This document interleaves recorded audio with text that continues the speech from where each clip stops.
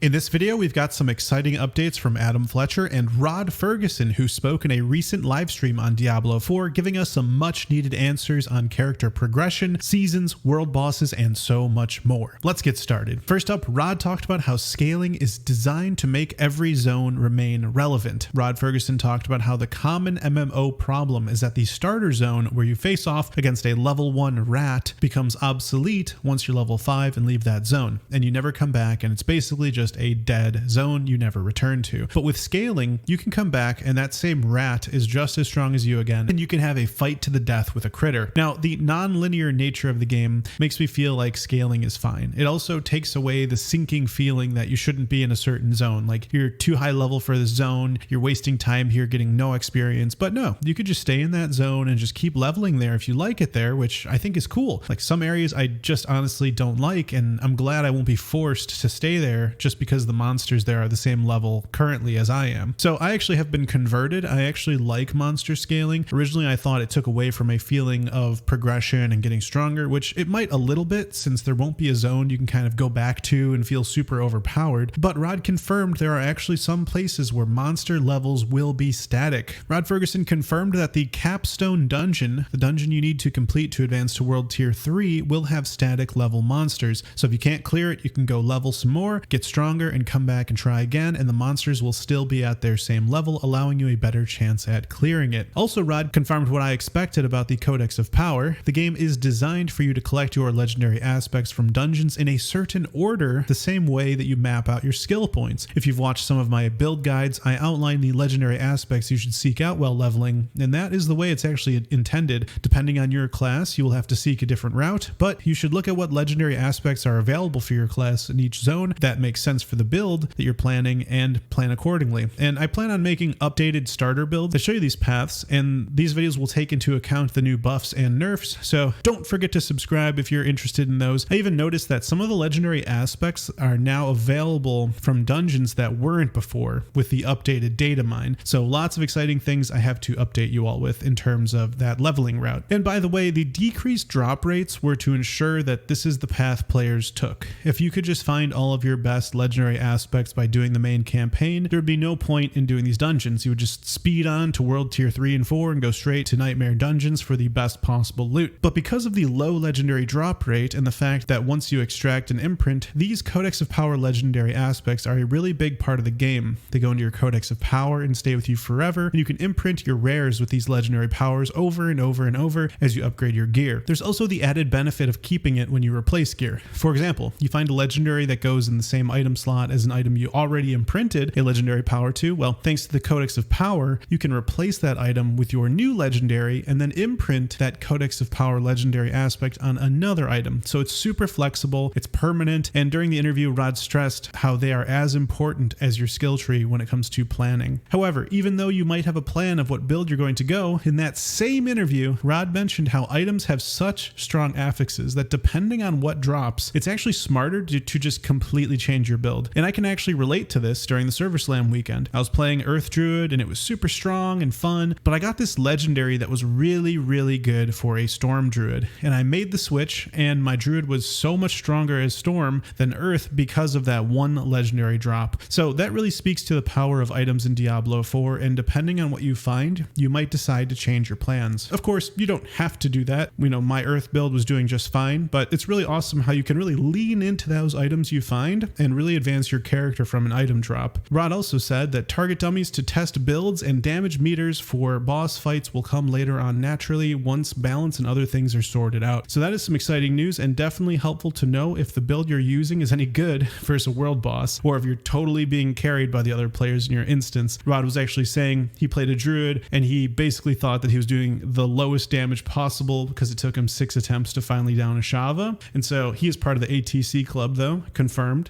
And basically, you know, players want to know if they're actually contributing or if they should change their build. He said he never changed his build, and it would have been helpful to get some feedback if he was the reason why his group wasn't taking down a Shava, right? Now, they also mentioned that leaderboards are important for hardcore players, and Rod says he can't say for certain, but he thinks Season 3 is when they could be added. Now, switching from Rod over to Adam Fletcher, Diablo 4 developer, answered a question that asked about Diablo 4 boss spawn times. And we learned that they will have spawn times that will vary. This is pretty awesome because if you have a set schedule and the world bosses just never fit into that schedule, then you'd never see them. So it seems like the right design move, especially since we know that you want to defeat the world boss at least once a week for that cache of loot at a minimum, kind of like raiding MMORPGs at least once a week. Rod also confirmed that you can do the acts in the story out of order if you really wanted to, but it's much easier to do it in order if you just follow the quests that are closest to you. But if you go way out of your way, let's say you just right when you're done with Fractured Peaks, you just, you know, forget going to Skazglen and Dry Steps, let's just go to Hawazar. Like, you could theoretically just skip to Act 3 or whatever. It is possible, but you know, probably want to do it in chronological order. That makes sense. And during that same interview, Rod mentioned the workflow of Diablo 4. Diablo 4 being a live service game, he mentioned that Season 1 was already complete and that Season 2 is in progress, and that the Diablo 4 team basically works on 2 seasons at a time. They're actually made simultaneously in order to keep up with demand. And remember, we get a new season every 3 months, so it makes total sense that they are working on 2 seasons at a time, and we're getting a total of 4 seasons a year. And because of this, Rod said that any feedback that they receive from Season 1, whether it's good or bad, is not going to be implemented into the following season immediately. Instead, it would appear in the season after that. This excludes things like majorly needed fixes like balance updates. Like, you saw how fast they updated with a hotfix the skeletons, and so it's good to know that we can manage our expectations accordingly. If we don't like Season 1, Season 2 is probably going to be the same way, but once Season 3 arrives, we're probably going to have that feedback that we gave with Season 1. And so there's a bit of a delay, but that definitely happens when you sort of have this crunch of pumping out seasons as fast as you possibly can. So that's super exciting news, and that interview was extremely interesting. If you guys want to check it out, I'm going to put a link in the description so you guys can check out the full interview. It was like